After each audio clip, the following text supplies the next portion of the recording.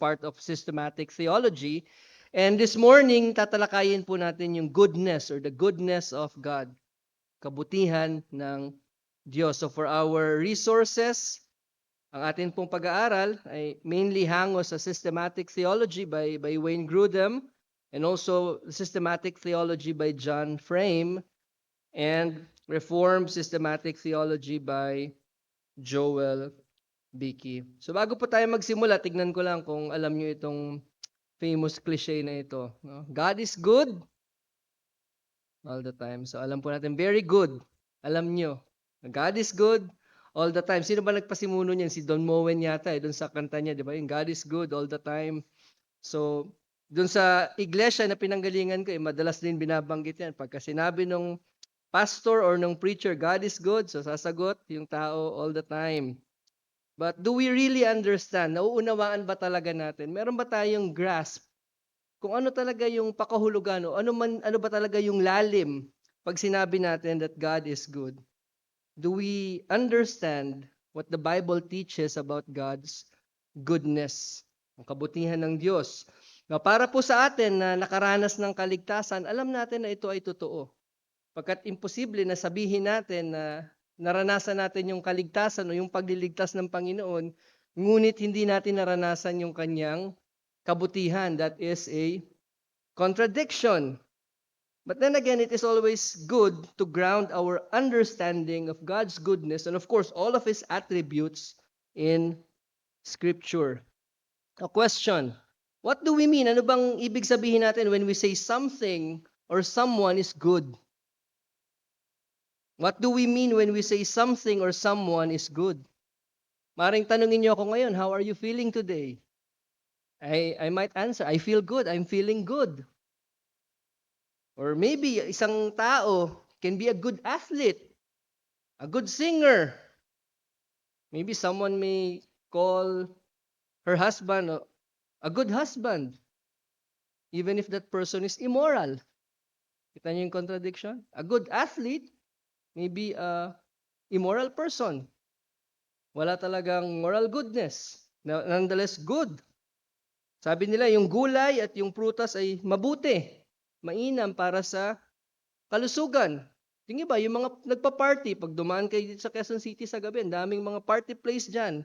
Anong tawag ng mga tao sa ginagawa nila o sa experience nila? We're having a what? A good time. So in a sense, when we say good, it is a general term for commendation. A term of commendation, something that we approve or something that arouses or produces from us a favorable response. Something na kanais-nais, something na mainam para sa atin, mainam o mabuti sa ating paningin. Now, it will help us sa ating pong lesson to make a distinction between the teleological good, meaning good in their purpose, in their design, or in the goal, na meron sila like a good hammer, or this is a good glass, na wala po itong moral character o moral attribute, but it can be a good glass. Maybe because nung kanyang composition or because of what it accomplishes. Kaya niya akong bigyan ng drink when my throat is dry and itchy. So, inom po muna ako. That's a good glass of water. And yung moral goodness. Or we can make a distinction between moral and non-moral goodness. Of course, when we are discussing about goodness as an attribute of God, it is obvious that we will be dealing about God's moral goodness. In fact, many theologians, pag diniscuss po nila yung goodness, they lump it under God's moral excellencies. Kasama dyan yung goodness, yung love, mercy, justice, holiness, and patience, kindness, and all such attributes. So first, let's define the goodness of God. What do we mean when we say God is good, or what does the goodness of God mean? According to Wayne Grudem, sabi niya, the goodness of God means that God is the final standard of good. God is the final or the ultimate standard of good, and all that God is and does is worthy of approval. Everything that God is and everything that God does is worthy, supremely worthy of approval. When we talk about goodness, napaka-importante po na sagutin natin, kanino bang standard? Sino ba yung magiging basihan ang isang bagay ay matawag natin or masabi nating mabuti? What is the standard or who is the standard or whose criteria ang dapat nating gamitin to ascribe goodness to someone or something? Now, of course, good can be understood as worthy of approval. So the question is, whose approval? Kaninong approval? Now, God made us in His own image and in His own likeness. So that means that we were made to approve of what He approves and to delight in what He delights in. Ibig sabihin, we were made to see as good what God sees and calls us good. But we know what happened. Because of that fall, because of the fall, we have been corrupted. So even our sense of good, of what is right and what is wrong, has been corrupted. Kaya nga may iba't iba tayong konsepto, may iba't iba tayong batayan, may iba't iba tayong standard of what is good. But then God is the ultimate standard of good.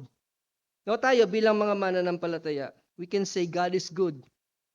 Pero sometimes saan nakabase yung ating pagsabi na ang Diyos ay mabuti? Our own experiences and our own perceptions. Kaya nga dapat malinaw at maayos natin yung ating basihan kung saan natin nasasabi ang Diyos ay mabuti, dapat ito ay galing sa kanyang salita. See, our perception of who God is or His goodness can change depending on our situation. Right now, we're healthy. At least I assume most of us. Kung meron man nandito, siguro may kaunting ubo, kaunting sipon-sipon, or sakit ng katawan, sakit ng ulo, but nonetheless, maayos yung kalusugan natin. Wala tayo sa ICU today. So we can say, wow, God is good. Pag-check nyo ng bank account nyo, walang deficit, ang daming savings, ang daming sobra. Oh, God is good. Pagbukas nyo ng ref nyo, supisyente hanggang buong linggo, covered. God is good. But can we say with the same tenacity or with the same delight or joy in our lips, pag lahat ng mga bagay na yun ay wala na? We are in the worst of condition. Naghihingalo tayo, marahil. Kailangan nating supplyan ng oxygen. Or yung mahal natin sa buhay. Or wala na tayong makain, hindi natin alam kung saan natin huhugutin yung kakainin natin sa susunod na linggo. Can we say with the same delight that God is good all the time? You know, when tragedy strikes, kung tayo mga mananampalataya, we do not question whether God is real or whether God exists. Let's leave that question to the atheist. But sometimes we question whether God is really good. Is God really good? So you try comforting a grieving mother na nawala yung kanyang mga anak. There's this event doon sa Amerika na kung saan nagpa-party sila sa bahay. And all of a sudden, may kotse. The driver was drunk. And children were killed. Nasa bahay lang sila. And try comforting them. You know, God is good all the time. Okay lang yan, God. It sounds insensitive and naive to say that. Not only will it not give comfort at that time, ano pang maano nun? It can make that what? It can give that perception that we are naive in our understanding of God's goodness.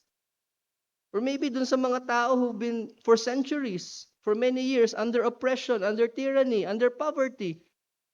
And tell them, you know, God is good. So we can't just, you know, say that thing. Kailangan alam natin, naiintindihan natin what we mean when we say, or what the Bible means when it says that God is a good God. You see, when we just casually say that without really thinking dun sa kalagayan or dun sa kalagayan ng ating kausap, it can even raise the question of, is God really good? If He is good, does He care for me? And if He cares and He is good, does He have the power to end my suffering? So those are legitimate questions when we think about the goodness of God that we dare not ignore. Because what? there is this problem of suffering and evil in this fallen world. So ano yung puwang nung goodness ng Panginoon? Especially in the understanding in the hearts of many who are truly suffering. And so it is important for us first to know who God is. Kailangan kilala muna natin ang Diyos. For us to truly understand, as the Bible teaches, as God wants us to understand about His goodness, kailangan kilala muna natin ang Diyos sa pamamagitan ng ating Panginoong Jesus. You see, an unbeliever, someone who does not know God, someone who is outside of Christ, they will never truly embrace the truth about goodness, about His goodness.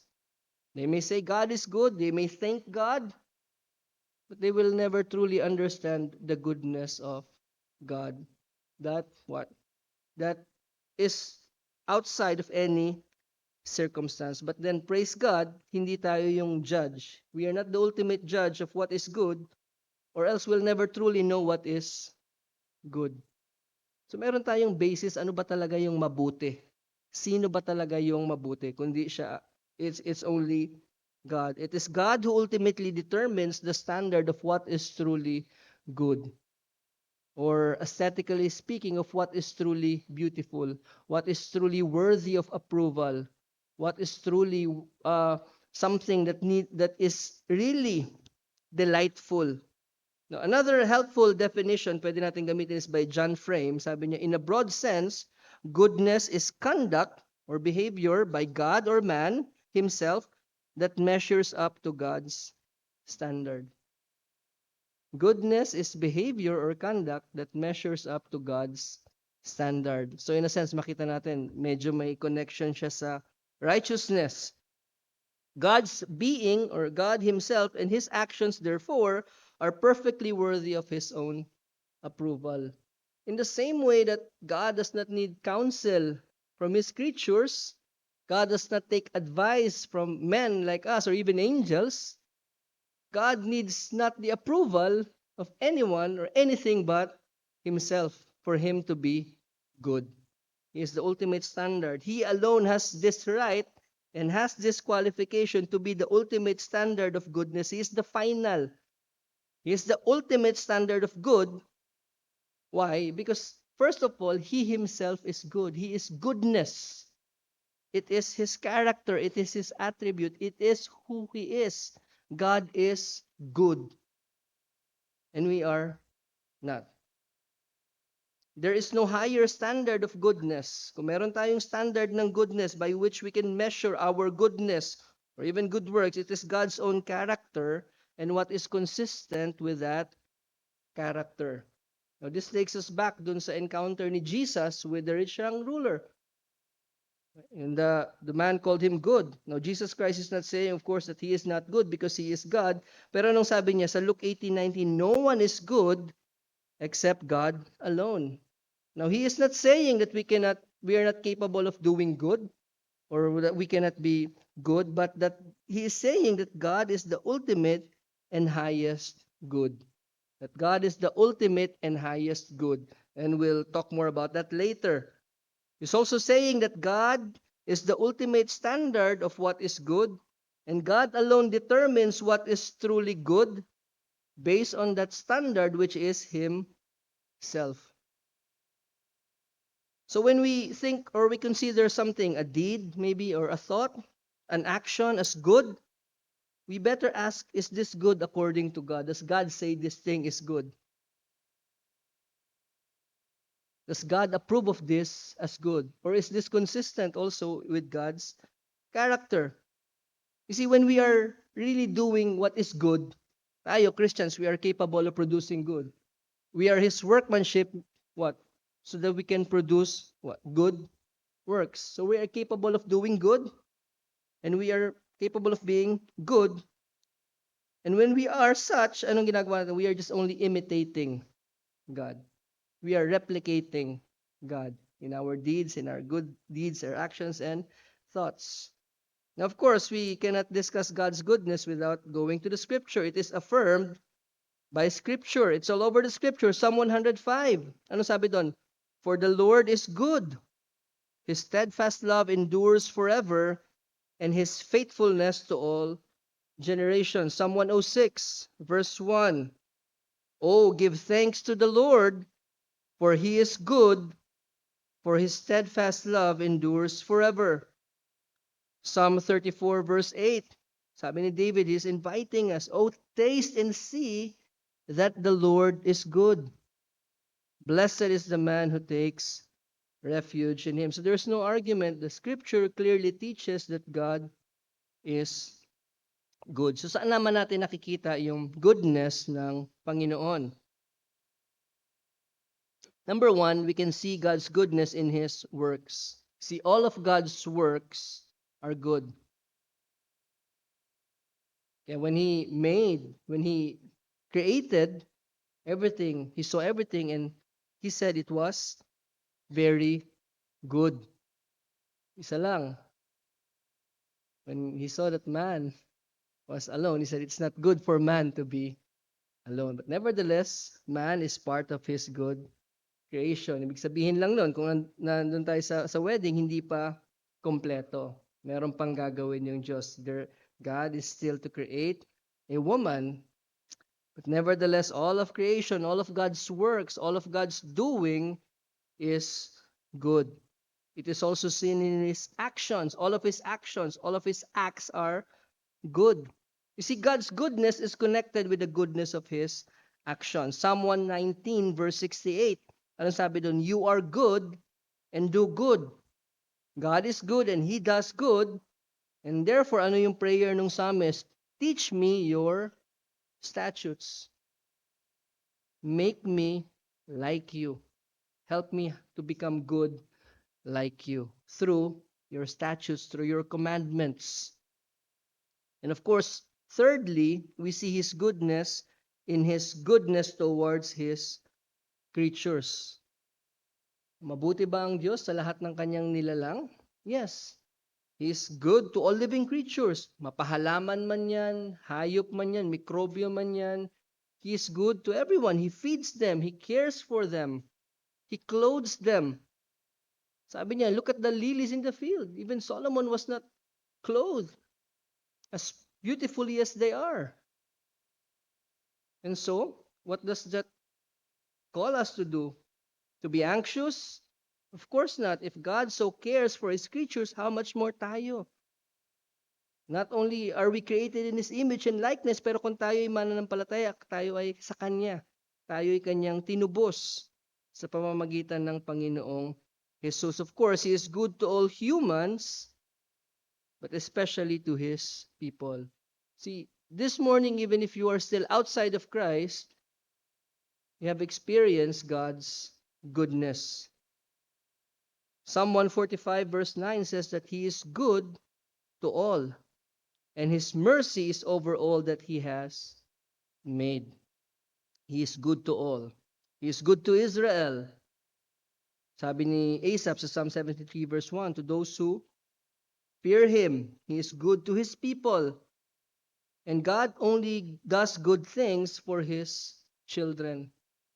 Gaano man kasakit yung ating karanasan, gaano man kahirap yung ating dinanas, lahat ng yun ay pawang mabuti at galing sa kamay ng ating Diyos Ama na mabuti. Psalm 84 verse 11, no good thing does He withhold from those who walk uprightly, and those who walk uprightly is a description of a true believer. And God says He does not withhold any good thing from those who walk uprightly. So God does good towards His creatures, towards every man, and especially towards His people. In Romans chapter 8, ano yung very familiar verse? Romans 8:28. All things work together for good. Them who love God and to them who are called according to His purpose. And in the same context, Romans 8:32, just a few verses, ano sabi doon? He who did not spare His own Son, but gave Him up for us all, how will He not also with Him graciously give us all things?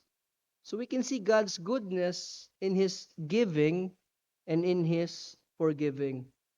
So Romans chapter 8 covers is goodness. He works all things for our good. And ano yung ultimate good? Ano yung ultimate manifestation ng goodness ng Panginoon sa atin? In the giving up of His Son, which is the best thing, the best gift that we can ever receive. And of course, He gives good things to those who ask Him. Matthew chapter 7, sabi ng Panginoong Yesus, if your earthly fathers knows how to give you good things, how much more will your heavenly Father give good things to those who ask Him? And if you are right now under God's discipline as a believer, maaring tayo ay nalis siya ng konti at alam natin ngayon na tayo ay nasa disiplina ng Panginoon, then even that is a good thing from our Father, and it is for the purpose of producing goodness and holiness in us. It is because He loves us and He is working for our good. Hebrews chapter 12. So when we think about of God's goodness in this way, ano yung dapat nating maging response? It should encourage us, as Paul tells the Thessalonians in 1 Thessalonians 5, to give thanks in all circumstances, knowing na lahat ng bagay na ating tinatanggap, lahat ng bagay na nararanasan natin is because God is good and is working all things for our good, and all His acts, all His ways, all His works, all of His dealings with us are nothing but good because God is good. But not only, hindi lamang natin naranasan yung kabutihan ng Diyos nung tayo ay naging mananampalataya na, even before we were saved, God has been good to us. Romans chapter 5 verse 8, while we were yet sinners, while we were yet in our rebellion, while we were yet doing what is right in our own eyes, while we were yet sinners, Christ died for us. What of those na talagang all their life hindi maliligtas? Is God good to them? Those who will remain in their rebellion, those who will remain as God's enemies always. The Bible teaches that God is good to them as well. Matthew chapter 5 verse 45. Pinapadala niya yung araw, yung ulan, to the just and the unjust. Experience din nila yung goodness ng Panginoon. And even Asaph nga, he got jealous because wicked men are seemingly flourishing. They are seemingly prospering in this life here, even while they are in rebellion with God. And of course, it's not to say na equal yung mga blessings na binibigay ng Panginoon in His goodness. Iba-iba pa rin. And it is His discretion. He is not obligated and He does not do it. He does not bless each one equally. Meron talagang sobrang yaman, may tama lang, may mahirap, may sobrang hirap. And it's God's discretion. But nonetheless, He is good to all of His creature. But we must make that distinction because His goodness towards the elect, towards His chosen ones, is very different from His goodness towards the reprobate, those whom He did not choose to save. Reprobate, rejected ones. But even them, they receive the blessings of rain and sunshine. Yung breath, yung life, they still experience love in its faintest of manifestation. They perhaps still experience the goodness of creation, the good food, the appetite, being able to work and enjoy the fruit of their labors. Those are good things that are not exclusive to believers. Lahat ng tao nakakaranas yun, at lahat ng yun ay kabutihan ng Diyos. And these blessings are substantial, so much so that they ought to motivate repentance. Don't you know that the goodness of God should lead to what? To repentance. And though the reprobate, those who are reprobate, they refuse to give heed. Even though alam nila, naranasan nila yung kabutihan ng Diyos, they do not care, and they will not give God the honor, the credit that is due to Him.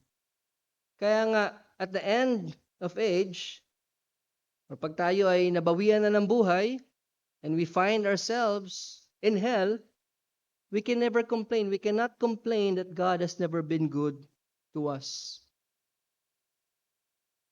We have no right, and we are in no position to say that God has never been good to us when we find ourselves even in hell. You know, in Luke chapter 16, in the story of the rich man and Lazarus, when the rich man was in Hades, ano sanabi doon? The good things that the rich man received in this life will bear witness against him. The same thing with us. Yung mga bagay na tinatamasa natin ngayon, maaaring kalusugan man yan, a little prosperity, which is fine, comfort in this life, all of those things will bear witness against us in the day of judgment. God has been good to you. So we dare not take that for granted. Huwag nating isang tabi, pag walang bahala, na bagaman ikaw ay wala kay Kristo, bagaman tinatanggihan mo yung ebanghelyo, bagaman nagpapatuloy ka sa iyong paghihimagsik, sa iyong paglaban sa Diyos, ang Diyos ay patuloy na nagiging mabuti sa iyo. Subukan mo maging mabuti sa isang tao na gagantihan ka ng kabaliktaran, ng kasamaan. Hanggang saan yung ating pasensya? Subukan mong pakitaan ng mabuti yung isang tao na walang ginawa kundi salbahihin ka. Pagsalitaan ka ng masama, pagtalikod mo kung ano-ano yung pagsasabi sa isang tao, gawan mo ng mabuti hanggang saan yung ating patience. But you see how patient God has been with us. Consider God's forbearance and patience toward you. While He is being good to you, while He is showing and showering you with goodness, and yet, ano yung ating response sa Kanya? We are raising our puny fist towards God in our rebellion. And we have just finished God's omnipotence. He's all-powerful. And do we really want to think that we are going against God? But because of our foolishness, because of our blindness, because of sin, we may not even be aware na yun yung kalagayan natin ngayon. So may God have mercy. Unless God opens our eyes, unless God opens our understanding, we will not come to that realization that we are setting ourselves in array against the all-powerful and against the goodness of God. Number 4, His goodness is seen in all the world. We look at the world, we can see God's goodness. James 1:17, every good gift and every perfect gift is from above, coming down from the Father of lights, with whom there is no variation or shadow due to change. Acts 14:17, yet He did not leave Himself without witness. He's talking to Gentiles. For He did good by giving you rains from heaven and fruitful seasons, satisfying your hearts with food and gladness. Psalm 145:9, the Lord is good to all, and His mercy is over all that He has made. God's goodness can be seen all around us. So let's consider God's supreme goodness. Balikan natin yung sinabi ni Jesus doon sa rich young ruler. There's none good except God. Pwede ba tayo maging perfectly good in this life? Of course not. But should we stop trying to do good? Now, see, the righteous angels and the departed saints, yung mga nauna na sa atin, they possess perfect goodness. But Christ's words, yung sinabi ni Jesus doon sa rich young ruler, they reserve to God the goodness that transcends all goodness. The goodness of God far transcends even the perfect goodness of those who are right now in the presence of the Lord. And even the righteous angels. In the same way that God transcends His creatures in His aseity, in His infinity, in His immutability, God's goodness far transcends our own goodness, even the perfect goodness of the saints made perfect in heaven. God is not like us. We will never be good like God. His goodness is infinitely beyond our perfect goodness in heaven. Just think of that. We can be perfectly good in heaven, perfectly righteous in the righteousness of Christ imputed to us, but we will never even scratch the surface of God's goodness. God is infinitely good. God is the supreme good. He created all good things out of nothing. And but in his own being, he is good of himself, infinitely and unchangeably good. Wala pong fluctuation pagdating dun sa goodness ng Panginoon. So what does this imply? That God is the supreme good. To have God, to know God, to belong to God, to have Him is to have the greatest good. Even if all other goods are taken away. Mawala na ang lahat as long as we have God, as long as we are secure that we belong to Him, anything can go away. God's goodness can fill our souls with sweet joy. See, this is the difference between knowing God, knowing about His goodness. Maaari tayong magkaroon ng katiyakan sa ating puso, ng kagalakan, that God is our God, that the good God is our God. Saan niya man tayong dalin, anumang sitwasyon yung kanyang ibigay sa atin, we know that He is just doing us good because He is good. We may not understand, but we know and we trust that He is good. And there's a song actually from Beautiful Eulogy. It's more like a poem or a rap. But listen to these words. I've been uh, contemplating on this for many years since na-release yung album na to. Sabi nung singer, sabi niya, if you take the breath from my lungs and make an end of my life, if you take the most precious part of me, if you take my kids and my wife, it would crush me, it would break me, it would suffocate and cause heartache. I would taste the bitter dark providence. Pero ito assurance niya, but you would still preserve my faith. What's concealed in the heart of having is revealed in the losing of things. Kung ano yung atin talagang damdamin dun sa mga bagay na meron tayo, na i-expose yung pag nawala yung mga bagay na yun. Ano yung ating talaga, kung talagang ginudiyos natin yung ating ari-arian, yung ating pamilya, yung ating kalusugan, may expose yan pag nawala yung mga bagay na. Let me continue. And I can't even begin to imagine the sting that kind of pain brings. But here's what I said, but I would never blame you for evil, even if you cause me pain. I came into this world with nothing, and when I die, it will be the same. I will praise your name in the giving and taking away.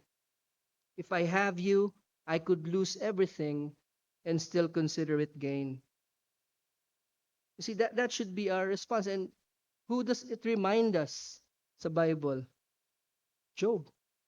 Reminds us of Job. Yes, God is good. We must not for a minute doubt that He is good. We may not always see it or understand how He is good in what He is doing sa ating buhay, but we must take the advice of William Cowper, one who wrote, God moves in a mysterious way. Ano sabi niya, judge not the Lord with feeble sense.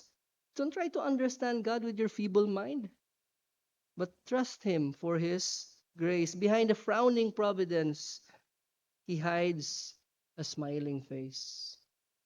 We must never for a minute judge God's goodness by our own feeble understanding.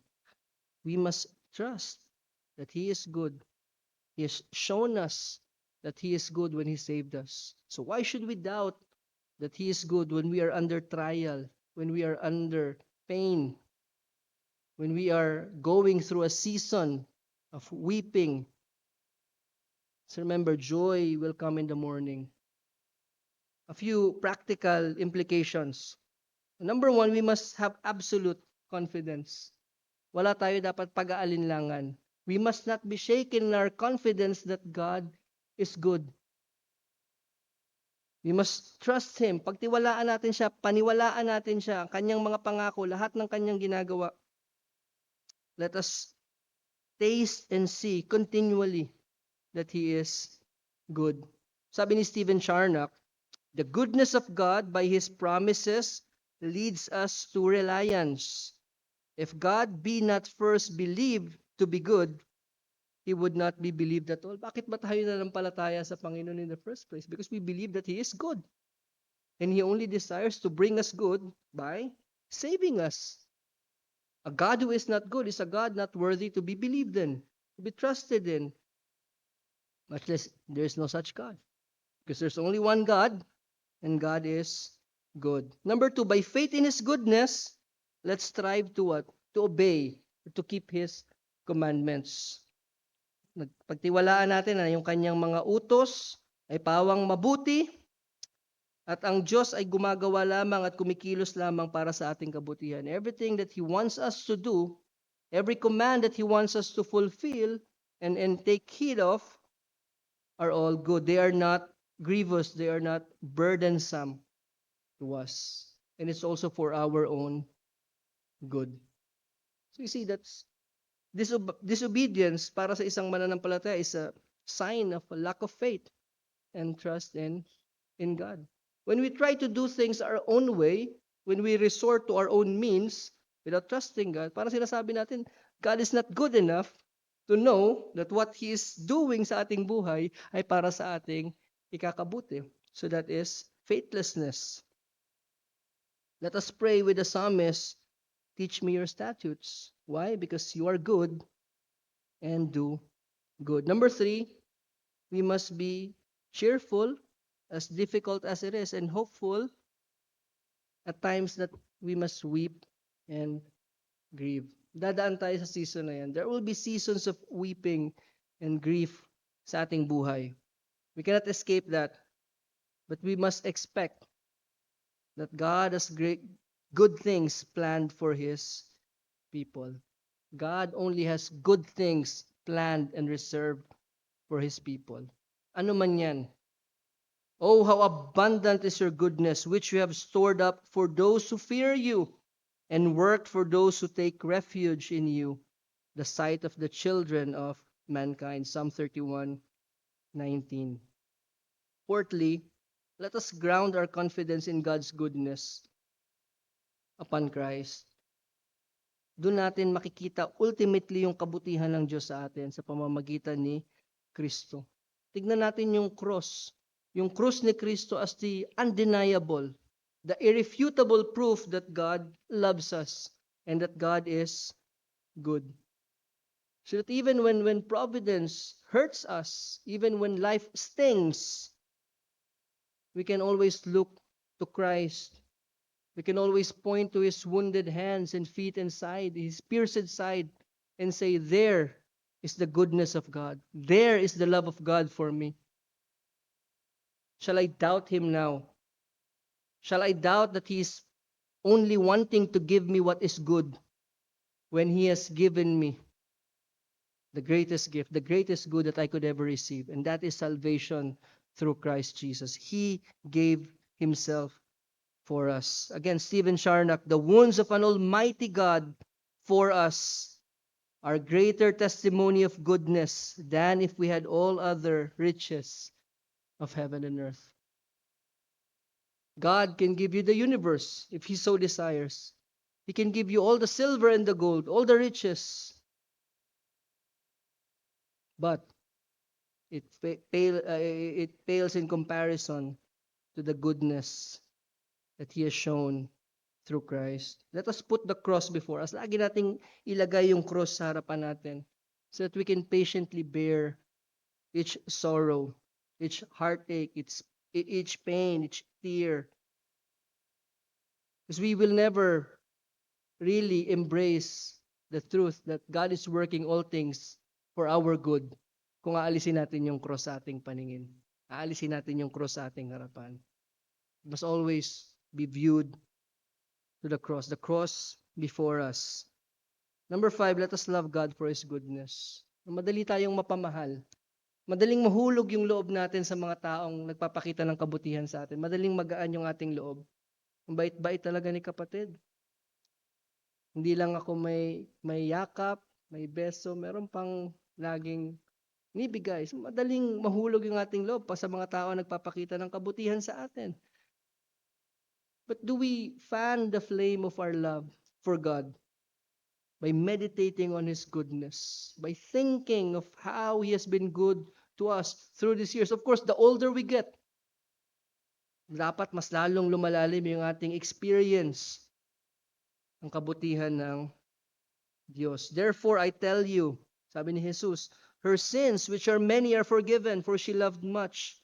But he who is forgiven little loves little. Gaanong in proportion ba yung ating pagmamahal sa Diyos dun sa kabutihan nating tinanggap sa Kanya? Do we love Him little because we receive little good from Him? We know that should not be. We love Him because He first loved us. And how should we express this love? By what? Keeping His commandments, carefully keeping His commandments, and earnestly desiring His presence. Earnestly desiring His presence. Next, let us receive His good gifts with gratitude and holiness. For everything created by God is good, and nothing is to be rejected if it is received with thanksgiving. For it is made holy by the word of God and prayer. How do we respond to the blessings na ating tinatanggap? Let us receive them with gratitude and goodness because they are good gifts from God. And this is especially for unbelievers. I've mentioned this earlier, but fear, matakot kayo to abuse the goodness of God. Huwag niyong samantalahin yung kabutihan ng Diyos, yung kabaitan ng Diyos.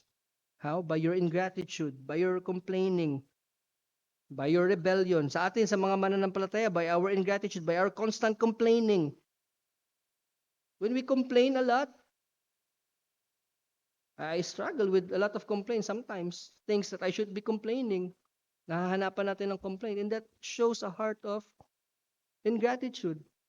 As if God has not been good just because umulan, nabasa yung sapatos mo, naputi, naputikan, nagalit ka, lahat apektado, galit ka sa lahat. Saying God is not good kasi nagpadala siya ng ulan. We might not blame God, but by our attitude, that's what we're saying. We are showing contempt towards God by our complaints, by our lack of gratitude or absence of it. But for the unbelievers, fear to abuse God's goodness with your contempt towards Him, with your rebellion, lest God finally gives you over to your depravity. Once God gives you over, it is game over. And in the last day, you will know, and you will have no ground by which you can say that God is not good. Because even today, even right now, even this very moment, God is good to you. God is showing you goodness. Number 7, let us desire God as the supreme good. God is to be desired above all things because He is the chiefest good. And how do we do this? We must meditate prayerfully on the love and the goodness of God. We must meditate upon the goodness of God. Madali tayong nasisilaw, nabubulag na maraming bagay. And so we must really be intentional. We must meditate prayerfully on the love and goodness of God until, sabi ng isang theologian, our soul is increasingly irradiated by the love of God and ignited with reciprocal love, so that our heart no longer covets the love of others. We no longer find the goodness in many things and other things except the goodness. Until we are weaned, sabi niya, from all that appears to be desirable, all that appears to be good upon earth. Kailangan natin ma-win dun sa ating desires, sa mga bagay na mabuti ng sanlibutan. Of course, number 8, let us imitate His goodness to all things. Show kindness even to plants and animals that God created. Natawa ako kasi nagagalit ako doon sa mga stray dogs na minsan kinakalat yung basura. So batuhin ko. We must show kindness and goodness even to those creatures. Tawag nyo na lang sa ano, sa, sa shelter kasi wala naman tayong ganun dito eh. So anong gagawin mo? Shoo mo na lang, gentle ka na lang. Shoo. Imbis na hanapan mo nung malaking bato. Show kindness even to plants. So, and even animals, because it reflects who God is. Huwag naman tayong extreme na sasambahin natin yung mga halaman at yung mga hayop. But you know what I'm saying? We must love all men, even our enemies. Show good to them. John Owen said that our love is to be unconfined as the beams of the sun or as the showers of rain that fall on the whole earth. Huwag nating piliin yung pakikitaan natin ng kabutihan. Of course, that's not saying that we are not to be wise. Ibang usapan naman yun. Magiging mabait ka sa hold-upper, papapasukin mo sa bahay mo. Hindi, kailangan pakitaan ko to ng kabuti. Hindi po ganun. But we must be good to them. We must show goodness and kindness. Consider this saying, shall God's heart be large and open to you, but your heart be narrow and closed to others? Number 9, worship God for His goodness and love. This is the last application. Ano ba yung response ni Moses when the Lord proclaimed His goodness and the greatness of His love? Exodus 34:8. And Moses made haste and bowed his head toward the earth and worship. Now let's sing songs that exalt God's goodness. Let's sing hymns that exalts God's goodness. We must enter into His gates with thanksgiving and with His courts with praise. Let's be thankful unto Him and bless His name. Why? Ano sabi ng psalmist? For the Lord is good, His mercy is everlasting, and His truth endures to all generations. Tayo na tinubos sa pamamagitan ng dugo ni Kristo. Should we do less? So I hope na mas lalo nating naunawaan, mas lalo nating na-appreciate yung kabutihan ng Diyos. And I hope that we have firmly grounded our trust in God's goodness. So that ano man yung ating harapin, gaano man kahirap yung bagay na kanyang ibibigay sa atin sa hinaharap or maaring ngayon na ibinibigay niya sa atin, we can still say that God is good and that He is good all the time. Let's pray. O good and gracious God, salamat Panginoon sa inyo pong kabutihan sa amin. Salamat Panginoon pagkat kayo ay tunay na Diyos na mabuti. Ang pawang plano, ang pawang nais niyo po sa inyo pong mga anak ay pawang mabuti. Father, help us to truly meditate and reflect upon these things. Help us to never doubt for a minute that you are good and that you are doing good to us. Thank you and praise you for you are our good and loving Heavenly Father. Help us to reflect upon these truths and be with us even as we spend the rest of the day in worship and in fellowship with one another. Salamat Panginoon sa pangalan ni Jesus. Amen.